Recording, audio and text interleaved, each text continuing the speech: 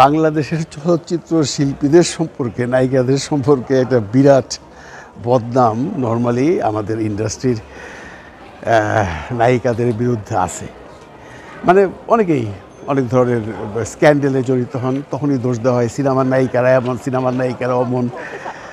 কিন্তু বন্ধুরা, যখন এই কিছু নায়িকা তথাকথিত আর্টিস্ট যারা সিনেমায় কাজ করেন না কিন্তু টেলিভিশন মিডিয়াতে কাজ করেন এবং তারা ভীষণ পপুলার, তারা যখন কোনো রকম স্ক্যান্ডেলে জড়িত হন তখন কিন্তু খুব একটা নিউজ হয় না, তখন কিন্তু এই ভার্চুয়াল মিডিয়া খুব একটা সরব হয় না। কিন্তু সিনেমার কেউ কিছু করলেই দেখবেন পুরো ভার্চুয়াল মিডিয়া সহ যারা দর্শক আছেন, শ্রোতা আছেন, তারা ঝাঁপিয়ে পড়েন।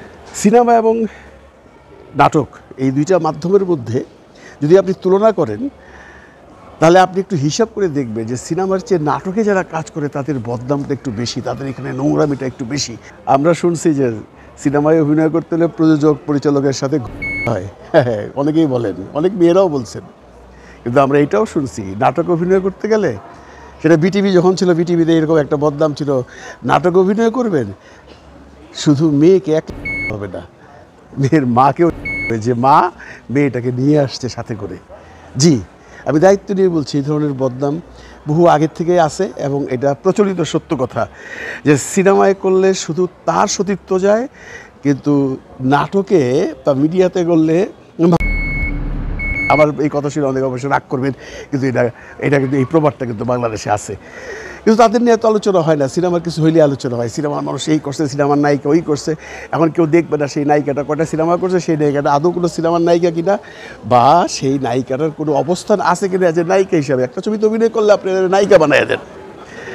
দেখা সিনেমা নাটককে আলাদা করে লাভ নেই, সবাই মিডিয়ার। তবে মিডিয়া ইদানিংকালে যা শুরু হয়েছে, দুটো বড় বড় ঘটনা একদম মিডিয়া কাঁপায় রাখছে। আপনারা জানেন টয়া, সাফা কবির এবং তানজিন তিশা, তিনজনের বিরুদ্ধে মাদক অধিদপ্তর থেকে একটা মামলার প্রস্তুতি নেওয়া হচ্ছে। ঘটনা আপনারা জানেন, কোন এক বিশ্ববিদ্যালয়ের পড়ুয়া ছাত্র, তার কাছে কিছু ড্রাগস পাওয়া গেছে। তারপর তার সেই মোবাইল থেকে, হোয়াটসঅ্যাপ থেকে বের করে সাফা কবির এবং টয়ার নাম্বারে চ্যাট করতে দেখা গেছে বিভিন্ন সময়, যেখানে মাদক সংক্রান্ত কথাবার্তা ছিল। আপনারা জানেন এটা অনেকেই।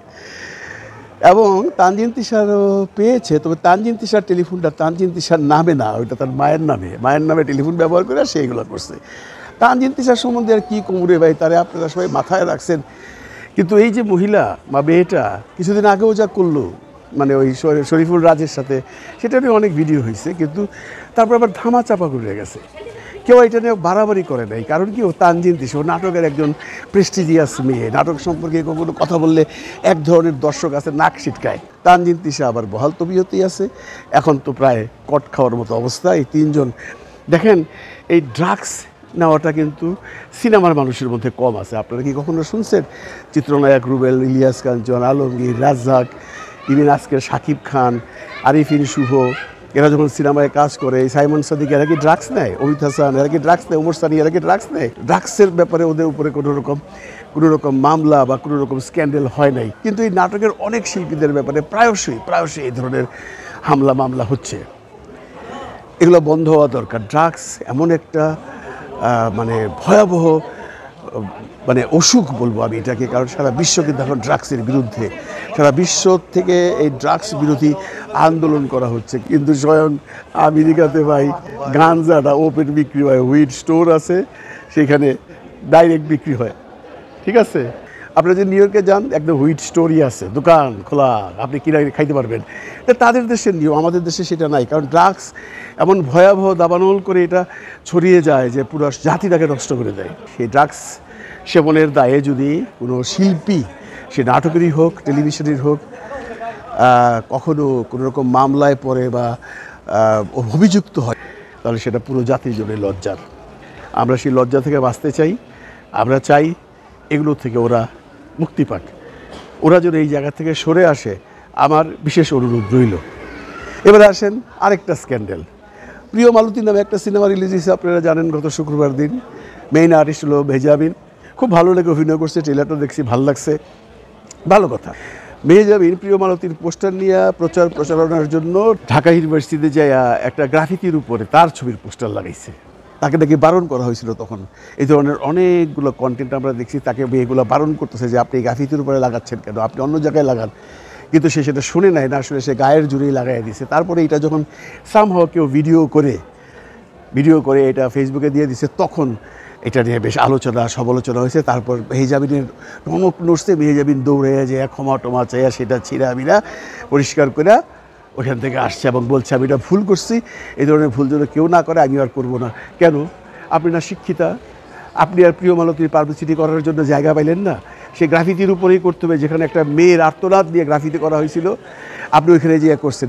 অনেকেই বলতেছেন যে এটা নাকি একটা পাবলিসিটি স্টান, প্রিয় মালতী নিয়ে মানুষ আলোচনা করবে। ভাইরে, এইভাবে কোনোদিন সিনেমা চালানো যায় না, এইভাবে সিনেমা চালানো যায় না।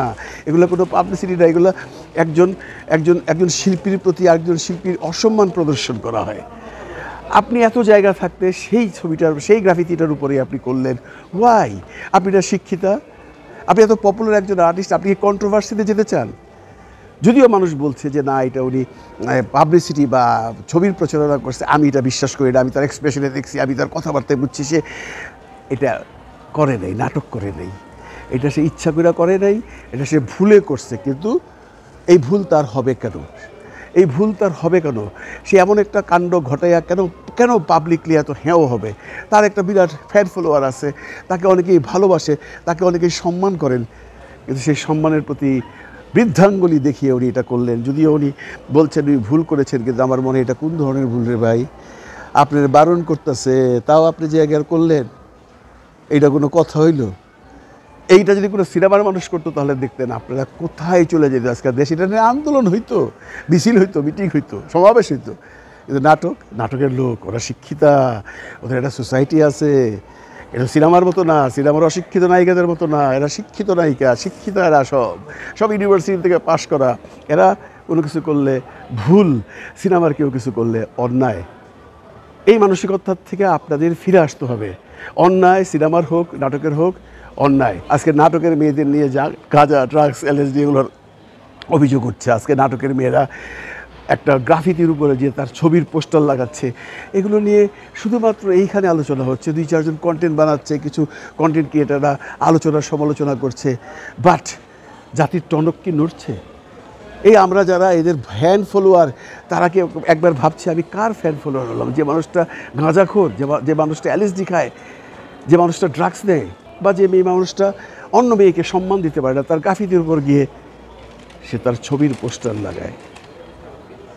আপনারা কেউ দোষী হলে তাকে দোষী বলবেন, হোক সে সিনেমার, হোক সে নাটকের।